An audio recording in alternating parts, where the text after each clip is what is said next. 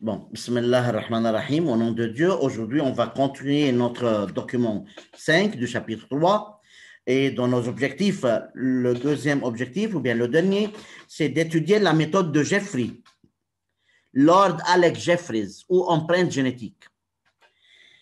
Alors la méthode de Jeffrey ou empreinte génétique, monsieur, empreinte, que veut dire empreinte? Il y a ce qu'on appelle l'empreinte digitale. Empreinte digitale, يعني بصمة الأصبع. Et vous savez très bien que, n'est-ce pas, l'empreinte digitale, parfois chez les femmes, n'est-ce pas, en lavant, n'est-ce pas, en utilisant les détergents, etc., leurs empreintes vont disparaître. Beaucoup de femmes n'ont pas une empreinte digitale maintenant. يعني المرأة الأم بالبيت قد ما بتستعمل الديترجون اللي فيهم بوتاس اتسترا بتدوب الامبرنت تبعيتها، لذلك كانوا عم يعملوا كارد ديدونتيتي ما كان عندهم امبرنت ديجيتال. فجيفري اجا il a inventé une méthode, n'est-ce pas, c'est un docteur, il a inventé une méthode pour faire une empreinte génétique. Alors quel est le but de l'empreinte génétique, monsieur? Sûrement prouver l'unicité de l'individu. Mais l'empreinte digitale est utilisée déjà, n'est-ce pas, avant pour prouver l'unicité de l'individu. C'est-à-dire, il n'y aura jamais deux individus qui auront, n'est-ce pas, la même empreinte génétique. Et il y a un deuxième but, désolé, c'est le test de paternité. Le test de paternité, de savoir, n'est-ce pas, qui est le père d'un tel bébé. Donc, deux objectifs, deux buts sont très importants pour la méthode de Jeffrey ou empreinte génétique. Premièrement, de prouver l'unicité de l'individu et deuxièmement, de tester la paternité, c'est-à-dire de savoir si une personne est le père réel ou bien n'est pas le père réel d'un enfant donné. En tout cas, la procédure maintenant. Comment, n'est-ce pas, toujours, lorsque je veux étudier une méthode d'analyse d'ADN, premièrement, je dois vous présenter le ou bien les buts de cette méthode, pourquoi on l'utilise, puis comment on va réaliser ce test. En fait, ce document se trouve chez vous dans le livre et je veux l'expliquer en détail. Faites attention très bien, s'il vous plaît. Je veux supposer qu'on a trois individus. Individu 1, individu 2 et individu 3 pour lesquels je veux faire, n'est-ce pas, l'empreinte génétique. Je veux préparer l'empreinte génétique. Premièrement, la première étape, c'est de préparer les fragments de restriction, préparation des fragments de restriction. C'est-à-dire, je veux ajouter à l'ADN de A une enzyme de restriction, je veux ajouter à l'ADN de 2, n'est-ce pas, de 1, une enzyme de restriction, le deuxième individu, enzyme de restriction, et le troisième individu, la même enzyme de restriction aussi.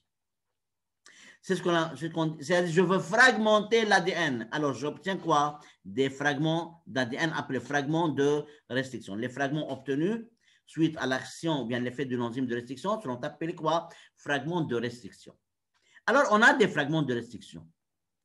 Puis, qu'est-ce qu'on a fait? On a fait quoi? Électrophorèse. Préparation des fragments. 2, on fait l'électrophorèse. Alors, on obtient quoi? Comment on appelle là? Regardez ce que j'ai encadré. Comment on l'appelle ça? Carte Merci. Carte de restriction. Merci mille fois. Carte de restriction. Merci mille fois. C'est-à-dire, je peux dire, la première étape de préparer la carte de restriction de l'individu 1, de l'individu 2 et de l'individu 3. C'est la première chose à faire. On remarque que 1 et 2 sont des vrais jumeaux, entre deux parenthèses. 1 et 2 sont des vrais. Regardez, même cas de restriction. Alors, ADN de 1 est identique à l'ADN de 2, c'est-à-dire ce sont des vrais jumeaux. Bon. Alors, ce qui est vraiment intéressant et important, à noter que premièrement, on va préparer la carte de restriction. Puis, monsieur, qu'est-ce qu'on va faire? Faites attention, je dis. En réalité, la migration est horizontale, comme vous voyez. C'est-à-dire, c'est comme si on met un plat, n'est-ce pas, une assiette plate, et la migration des fragments est horizontale, non pas verticale, mais au fond, il n'y a pas une épaisseur de la gélose là, n'est-ce pas? La migration est horizontale, comme ça. Pour cela, dans l'étape 3, qu'est-ce faire? On va appliquer un papier filtre sur les fragments. On va amener un papier filtre. Le papier filtre que vous utilisez au laboratoire, papier filtre normal, on va amener un papier filtre et on va mettre, regardez comment, n'est-ce pas, sur l'assiette. Pourquoi, monsieur? Une fois on met le papier filtre qui est formé de cellulose sur l'assiette, tous les fragments qui se trouvent à la surface de la gélose, c'est-à-dire les cartes de restriction, seront quoi? Seront sur le papier filtre. Les fragments, tous les fragments seront transférés sur le papier filtre. Pour cela, la troisième étape est appelée quoi? Transfert des fragments sur le papier filtre. Alors, la première étape, préparation des fragments de restriction, c'est-à-dire ajouter l'enzyme de restriction sur l'ADN de la personne, d'une cellule de la personne que je veux préparer l'empreinte génétique. Puis, je prépare la carte de restriction. Je sépare, je fais l'électrophorèse. Et puis quoi, monsieur? J'applique un papier filtre à la surface de l'assiette où les fragments, n'est-ce pas, migrent horizontalement, c'est-à-dire à la surface de la gélose. Et comme ça, je fais un transfert des fragments sur un papier filtre. Le reste, je veux dessiner sur, n'est-ce pas, au tableau. Vous allez voir tout de suite. Alors maintenant, j'ai transféré les fragments, ces fragments, tous les fragments, je les transféré quoi? Sur un papier filtre. Je veux prendre, n'est-ce pas, la carte de restriction d'une seule personne pour ne pas compliquer les choses. Je veux supposer que je veux prendre, n'est-ce pas, la carte de restriction d'une seule personne et je veux expliquer comment je veux préparer pour cette personne l'empreinte génétique. Vous allez dessiner en même temps que moi tout de suite. Alors, regardez ce que j'ai fait moi, n'est-ce pas, sur là. S'il vous plaît, c'est très important. Là, c'est l'étape 3. Étape 3. Désolé. Étape 3. Quoi? Transfert sur un papier filtre.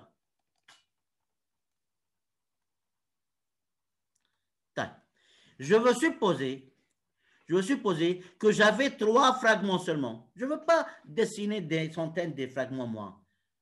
Je veux supposer que là, c'est la carte de restriction de la personne, n'est-ce pas, que je veux préparer pour lui l'empreinte génétique.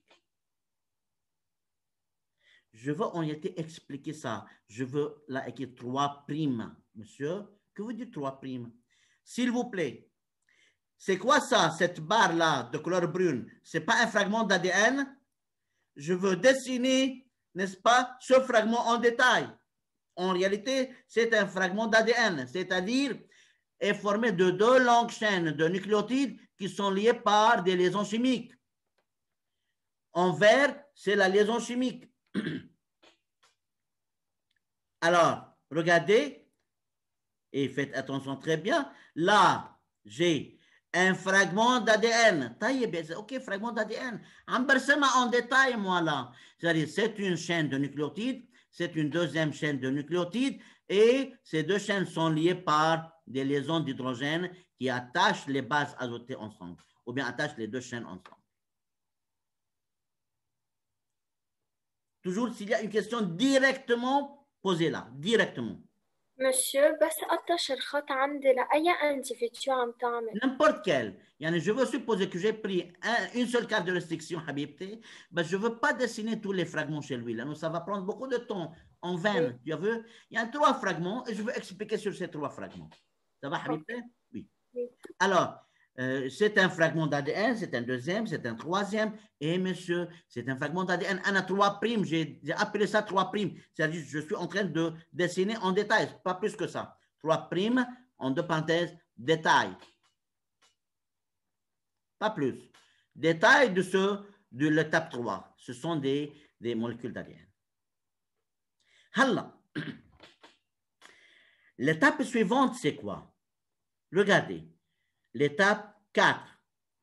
L'étape 4, on ajoute sur ces fragments d'ADN, qu'est-ce qu'on a ajouté, برأيكم؟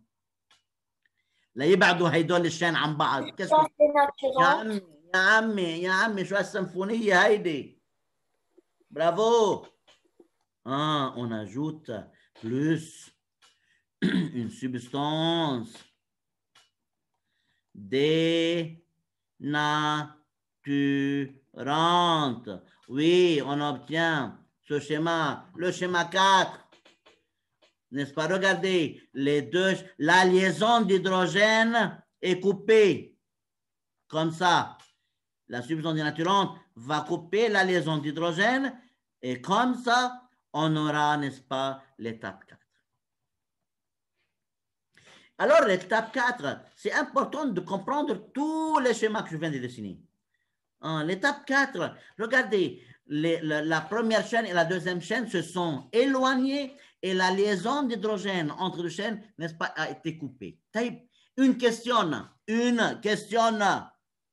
Là, j'ajoute une substance dénaturante et les chaînes simples s'éloignent. Qu'est-ce que je veux ajouter maintenant alors? C'est pourquoi? Une sonde. Bravo, Habibi. Bravo, je veux ajouter une sonde. Parce que j'ai fait éloigner les chaînes simples, parce que je veux ajouter une sonde pour que cette sonde, si elle voit sa place, elle va se fixer, s'y fixer. Très bien. Là, non, si je n'ajoute pas la substance dénaturante, les deux chaînes simples restent liées ensemble, ne vont pas s'éloigner. La liaison ne sera pas rompue. J'ai ajouté la substance dénaturante, comme ça la liaison d'hydrogène est rompue et les deux chaînes simples se séparent. Bon, très bien alors. Maintenant, qu'est-ce qu'on va faire, monsieur? On va préparer au laboratoire une sonde. Alors, étape 5, regardez quelle sonde je veux écrire et faites attention. Étape 5. Étape 5. On prépare une sonde répétitive radioactive,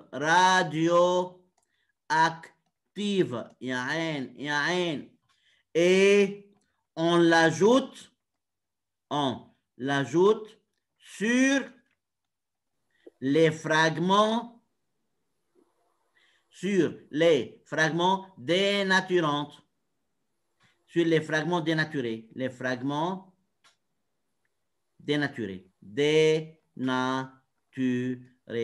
point. Attendez un peu, attendez, regardez. Alors, après l'étape 4, n'est-ce pas, après qu'on a éloigné les chaînes l'une de l'autre, n'est-ce pas, pour après ajouter une sonde. Mais quelle sonde?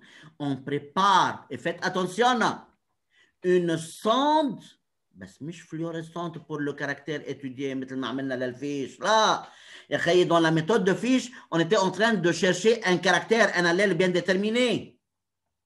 Mais là, on prépare une sonde répétitive, c'est-à-dire une séquence d'ADN qui se répète plusieurs fois dans l'ADN de tous les individus. راح أعطيك exemple صغير وبسيط, c'est un exemple, pas plus que ça. يعني est-ce que mon ADN عن جد très différent de l'ADN de Najib par exemple?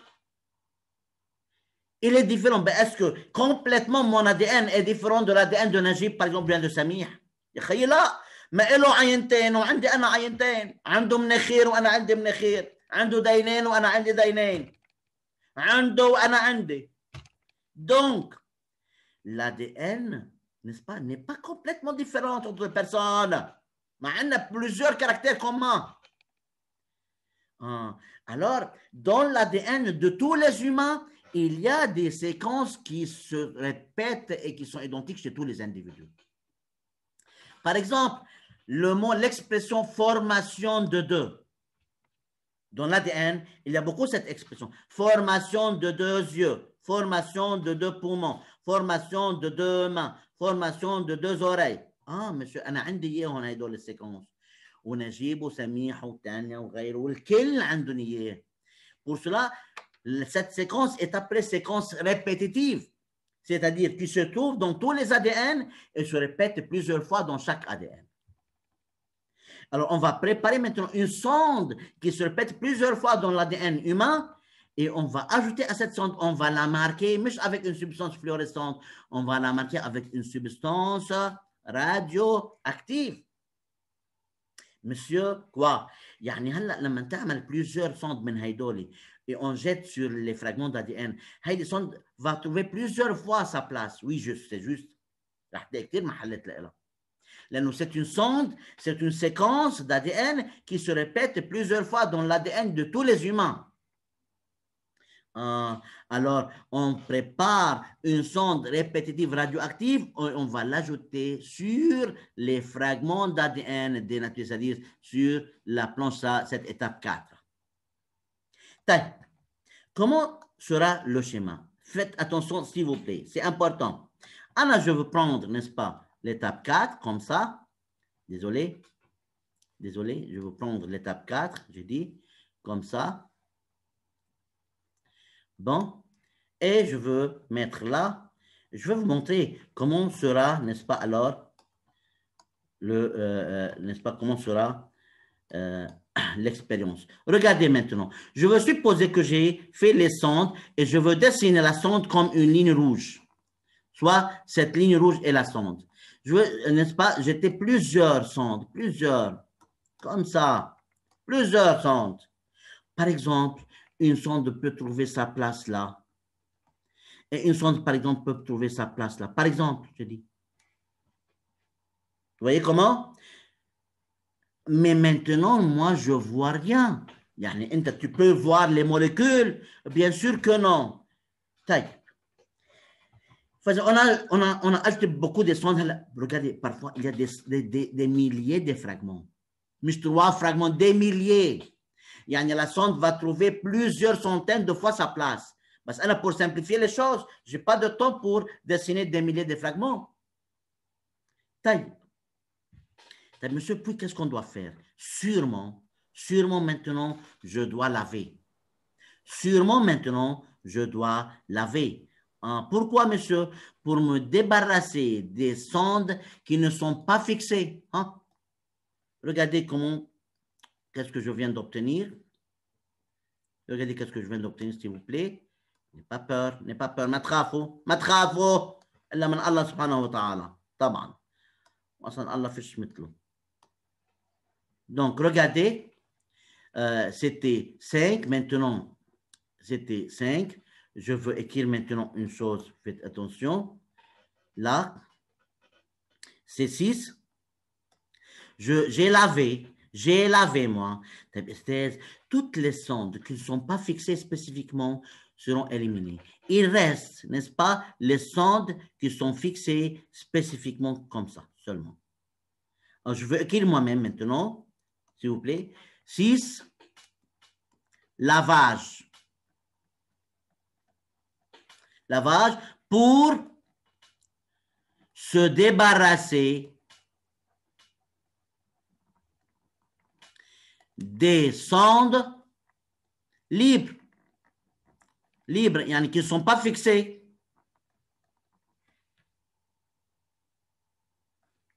J'attends les questions s'il y a une question jusque-là. Il reste seulement une seule étape, parce que j'attends les questions.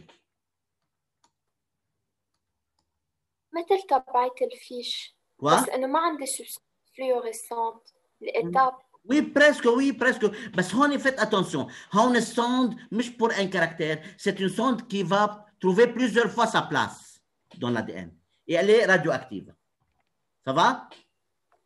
Ok. Oui. Par exemple, n'est-ce pas, sonde répétitive, formation de deux, cette expression se trouve plusieurs fois dans l'ADN de tous les individus, de tous les humains. Alors, si j'ajoute cette sonde sur l'ADN, elle va trouver plusieurs fois sa place. Maintenant, ce qui va passer, comment je peux maintenant savoir où est-ce que se trouve la sonde? Je veux faire une autoradiographie. Ah, mais ce que veut dire une autoradiographie? C'est-à-dire, je veux photographier cette feuille, ce papier filtre. Là où il y a une substance radioactive, je trouverai une bande noire. La radioactivité fait une tache noire sur la photo. Alors pour cela, la septième et dernière étape, 7, je veux écrire là, 7, autoradiographie. C'est-à-dire, je veux faire une photo, pas plus que ça. C'est ce qui fait une photo. Je veux tout simplement amener, n'est-ce pas, un appareil qui prend des photos et je veux prendre une photo de ce papier filtre. Monsieur, qu'est-ce qu'on va obtenir? Combien de bandes noires je veux voir sur la photo? 2. 2, sûrement. Là où il y avait, parce que moi, je ne peux rien voir maintenant, mais moi, je ne peux pas voir les molécules ou bien la sonde. Comment je peux, n'est-ce pas, matérialiser, si vous voulez, n'est-ce pas, la sonde? Je prends une photo. Je prends une photo tout simplement. Ah, monsieur, si on prend une photo, regardez qu'est-ce que je viens d'obtenir maintenant. Hein? Je viens d'obtenir, comme ça, exactement. Regardez, attendez. Je viens d'obtenir exactement ça. Alors, c'est le papier filtre. C'est le papier filtre. Et quoi? Ah, monsieur, 2 bandes noires. Une bande là, hein? Une bande là, et une bande là. Point final. C'est l'empreinte génétique de cet individu. Heidi, on l'appelle maintenant empreinte génétique. Là, on n'appelle pas cas de restriction. Ce n'est pas la cas de restriction, c'est une empreinte génétique. C'est l'empreinte maintenant génétique. Empreinte génétique. Regardez, l'empreinte génétique ne présente pas seulement 2 bandes, des centaines et des milliers de bandes parfois. Parce que moi, je n'ai pas le temps pour dessiner des centaines et des milliers de bandes. Mais vous devez savoir qu'il n'y a pas de personne, il n'y a pas, remarque, Rem, il n'y a pas de personnes qui ont la même empreinte génétique que, sauf c'est-à-dire les vrais jumeaux. Point.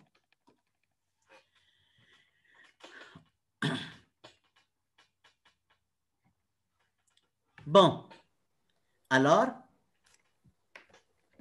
c'est comme ça qu'on prépare l'empreinte génétique, n'est-ce pas? On obtient à la fin des bandes noires. Ces bandes noires représentent l'empreinte génétique de l'individu.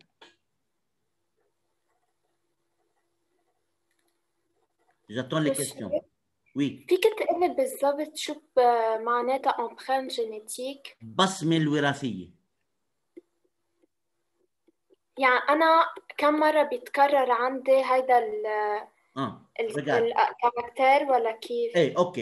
C'est-à-dire, sous-entendu, c'est combien de fois tu as la séquence répétitive et où est-ce que cette séquence répétitive a trouvé sa place. Cette sonde a trouvé sa place. D'accord. يعني regarde. إذا خليني أقول لك شغلة. إذا je veux décrire une personne, 2 personnes. Je veux dire, il y a formation de 2 yeux de couleur bleue. Et il y a formation de 2. واحد تاني, il y a formation de 2 yeux de couleur noire. Et il y a formation de 2. L'expression il y a formation de 2 n'a pas la même place dans la page. parce que الديتاي du caractère مش هو ذاته. هيدا عنده yeux bleus, هيداك عنده yeux verts ou noirs. Tu vois comment? Oui, exactement. C'est-à-dire, cette séquence répétitive n'a pas la même place chez tous les humains, mais elle se trouve plusieurs fois chez l'ADN de tous les humains. يعني استاذ مثلا هون انا اذا اعتبرت هيدي الامبرانت جينيتيك الي عندي اياه فوق وتحت، حدا تاني عنده اياهم بس ما بيكون عنده اياه فوق Très bien, وتحت، c'est ça. Je viens de te montrer, de vous montrer tous quelques empreintes génétiques, tout de suite. Regardez, suivez-moi. Je peux changer la feuille, je peux vous présenter le PowerPoint. Oui, j'ai fini. Bon, alors regardez s'il vous plaît. Je veux vous montrer maintenant, n'est-ce pas? Regardez, empreinte génétique de 3 personnes. Là, j'ai une empreinte génétique d'une personne, tout ça, des centaines, parfois des milliers de bandes. Là, et là, ce sont 2 vrais jumeaux. Et la 3e empreinte, c'est pour une personne différente, Regarde l'empreinte génétique. Vous voyez les bandes noires? Hein, les bandes noires, c'est-à-dire là où la sonde répétitive a trouvé sa place plusieurs fois dans l'ADN. Alors, 1 et 2 sont des vrais jumeaux. On a la même empreinte génétique. 3 a une empreinte différente. Oui, d'accord. Bon, pour finir maintenant, regardez les beaux élèves. L'empreinte génétique est utilisée pour test de paternité. S'il vous plaît, 5 minutes maximum. Par définition, écrivez ça sur vos cahiers. Regardez, vous savez très bien que l'ADN de l'enfant, le principe du test de paternité, l'ADN de l'enfant est inclus dans l'ADN de la mère plus ADN du père. Vous savez très bien que l'enfant prend ses chromosomes du père et de la mère. C'est-à-dire l'enfant prend son ADN du père et de la mère. C'est-à-dire, quoi, monsieur? L'ADN de l'enfant est inclus dans l'ADN de la mère plus ADN du père. Implique بدي اضرب بempreinte génétique. يعني implique empreinte génétique de l'enfant et incluse cette empreinte dans l'empreinte génétique du père plus empreinte génétique de la mère. أستاذ نعم كيف يعني regardez. Alors j'ai dit que l'ADN de l'enfant est inclus dans l'ADN de la mère plus ADN du père. C'est clair, je crois, car l'enfant a pris ses chromosomes du père et de la mère, monsieur. طيب. Il a pris un chromosome numéro 1 du père et un chromosome numéro 1 de la mère. A pris un chromosome numéro 2 de la mère et un chromosome numéro 2 du père, etc. Logique que l'ADN de l'enfant est inclus dans l'ADN de la mère, l'ADN du père. C'est-à-dire l'empreinte génétique de l'enfant doit être inclus dans l'empreinte génétique du père plus empreinte génétique de la mère. Monsieur, tu peux traduire en d'autres mots? Oui, je peux traduire en d'autres mots. Regardez ce document. Et attentivement. Il y a 2 cas. Le cas 1. Je veux que vous faites attention très bien. P, c'est-à-dire père. E, c'est-à-dire enfant. Et M, c'est-à-dire mère. Faites attention très bien. On sait très bien l'empreinte génétique de l'enfant et l'empreinte génétique de la mère. يعني à l'hôpital, il y a شباب ويا صبايا. يعني c'est un problème qui se pas n'est-ce pas يعني fréquemment au Liban بس بالعالم كثير موجود هذا المشكل. إنه أنا بعرف la mère de l'enfant بس qui est le père. C'est un problème éthique. يعني je ne veux pas passer en profondeur dans ce problème éthique. Ce qui m'intéresse que supposer que j'ai un enfant et la mère, je veux savoir qui est le père. Regardez, je fais l'empreinte génétique de l'enfant. C'est l'empreinte génétique de l'enfant. Et je fais l'empreinte génétique de la mère. C'est l'empreinte génétique de la mère. Faites attention très bien. Il y a une personne qui dit, moi je suis le père de cet enfant. شو بعمل له كامبين empreinte génétique. Et je dis que l'empreinte génétique de l'enfant, c'est ces deux bandes. L'empreinte génétique est des centaines ou bien des milliers de fragments. Mais pour faciliter les choses, on représente seulement deux fragments. L'empreinte génétique de l'enfant, les fragments de l'enfant, sont ou bien pris de la mère ou bien du père. Ce fragment sûrement est pris de la mère. Mais est-ce que la mère peut donner à l'enfant ce fragment en haut? Est-ce que la mère a un fragment bouge à la tatia? Non. Alors, il doit prendre ce fragment du père. Oui, cet homme peut donner ce fragment à l'enfant, c'est-à-dire c'est le père réel de l'enfant.